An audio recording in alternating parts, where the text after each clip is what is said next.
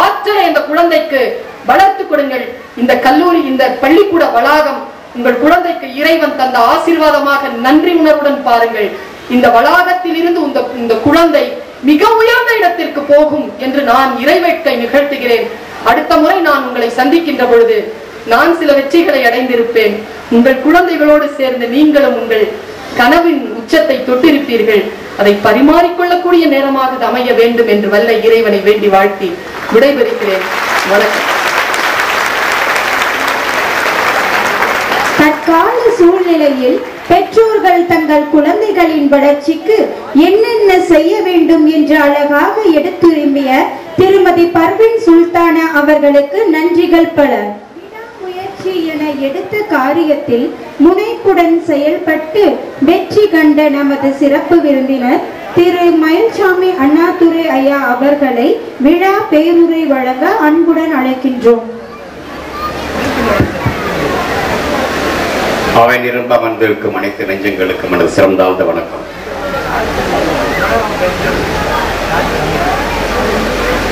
இந்த இடத்துல இப்ப பேசும் பொழுது என்ன பேசலாம் அப்படின்னு யோசிச்சுட்டு இருந்தேன்.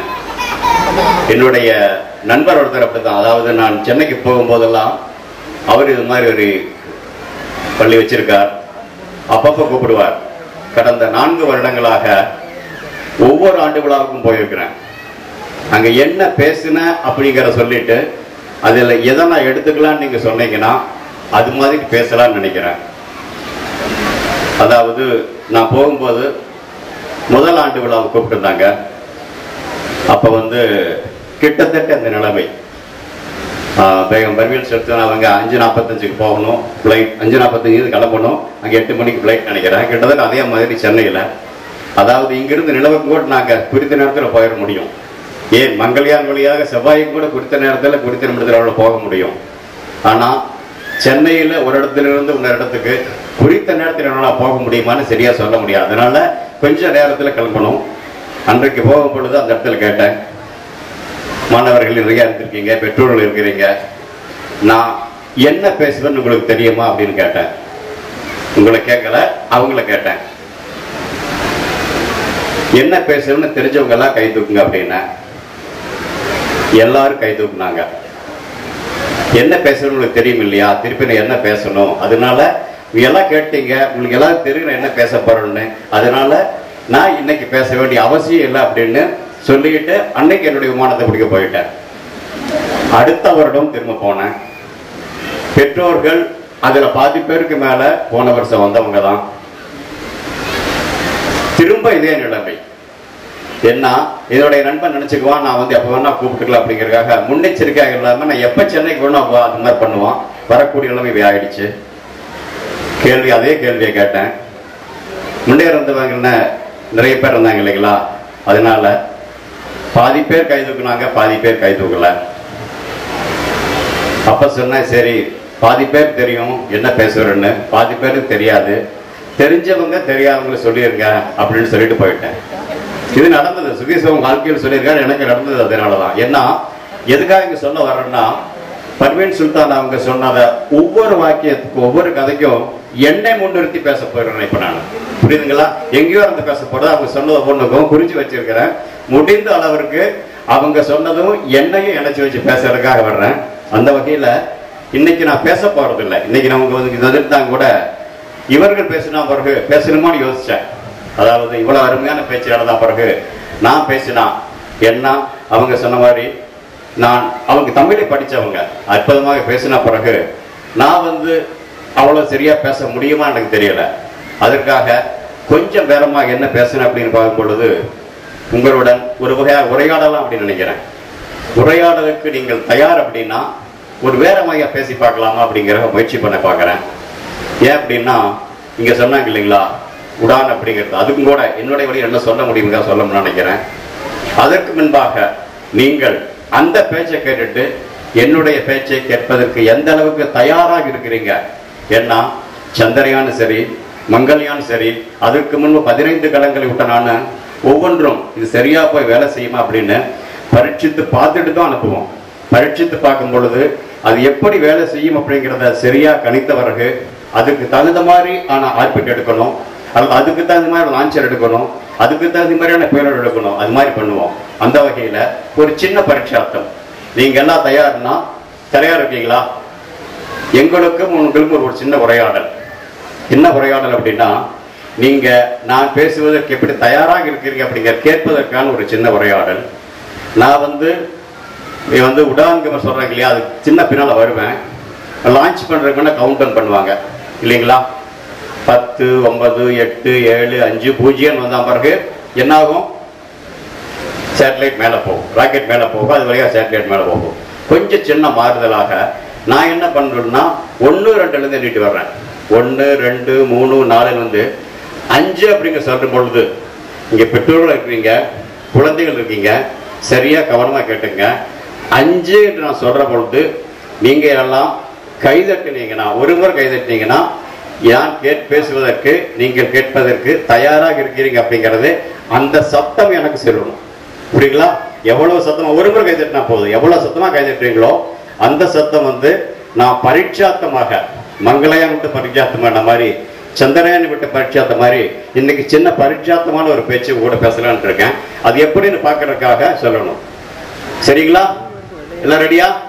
எப்ப கை தட்டணும்? 5. ஓகே, 5 சொல்லுவேன், 5 சொல்லவே தெரியாது. சொல்றேன் நான் இப்போ. 1, 2, 3, 4, 6, 5. இதுல என்ன புரிஞ்சது? ஏதோ ஒண்ணு புரிஞ்சிருக்கு இல்லையா? ஒண்ணு புரிஞ்சிருக்கு இல்லையா? Some attitude is coming.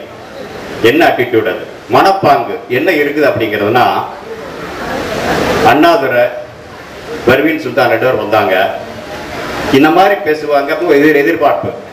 அதே மாதிரி அண்ணாதுரை 1, 2, 3, 4 முடிஞ்சா பிறகு 5 சொல்லுவாரு அப்படின்னு எதிர்பார்த்தீங்க. நீங்க எதிர்பார்த்தது நீங்க. தப்பு யார் மேல?